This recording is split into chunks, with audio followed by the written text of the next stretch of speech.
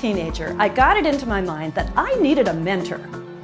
Now, I really didn't know what that was, but I'd read about it somewhere and thought it sounded great. So I started asking women in my church, and person after person turned me down. I felt like the kid still standing after both sides have been picked for the baseball game.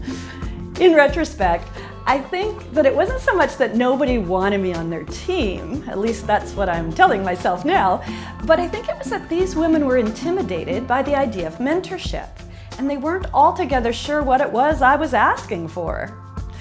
Most teens aren't necessarily going around asking adults to mentor them, but research shows us that they actually are looking for adults who believe in them and are willing to supportively build into their lives. Recently, a researcher asked teens what they get out of being mentored, and the top things were these: knowing they mattered, experiencing a sense of closeness, and knowing they were important to someone. Belonging and significance.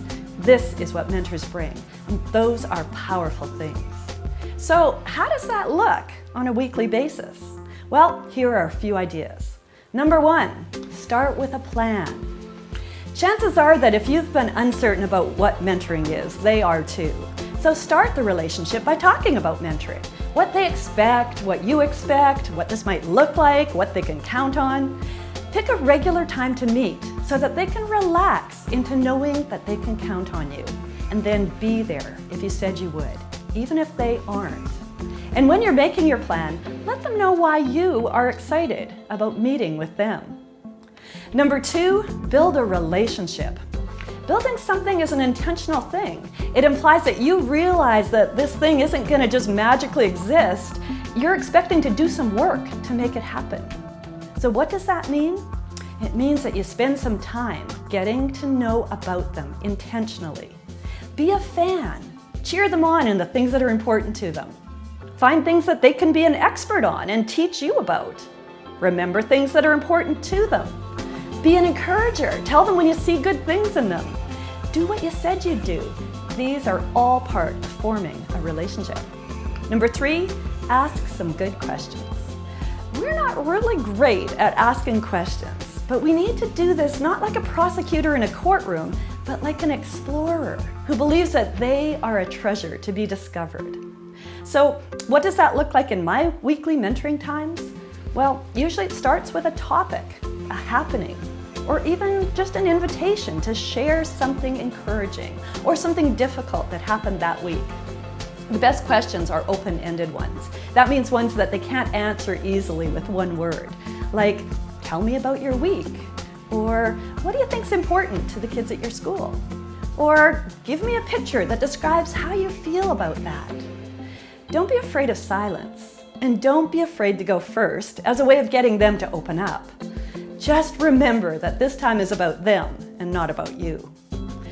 The other thing is, once you've asked some good questions, you also need to be good at listening to their answers and asking more questions about what they've just said. Feedback to them what you think they're saying as you seek to understand the way that they see things, and as you try to understand how the situations of their life are impacting them. Remember, before young people want to listen to us, they need to know that we're willing to listen to them. And the fourth thing is notice. Are there some repeated themes or similar stories? Are there things they never talk about, like faith or failure or friendship? Are there ways of seeing situations that are actually resulting in some difficulties for them? Are there some strong emotions that come up when certain topics are brought up? You need to ask for their permission to tell them something that you've noticed. And then ask, hey, have you noticed this too?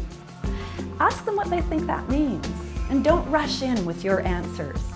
Just be satisfied to notice together as they discover more about who they are and how they're processing life. And number 5 is invite them to be near. Share life together. 3 times in his writing, Paul encouraged the believers he was talking to follow him as he was following Jesus. That takes guts. But one of the best ways for a young person to encounter the living Jesus is by watching how it looks for you to walk with Jesus in the everyday stuff of life. Like when you're irritated by traffic, or you forgot your friend's birthday, or you got yelled at work.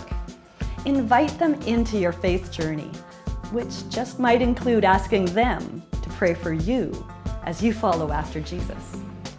Mentoring is amazingly impactful, but let me warn you, the teens aren't the only ones who will be changed.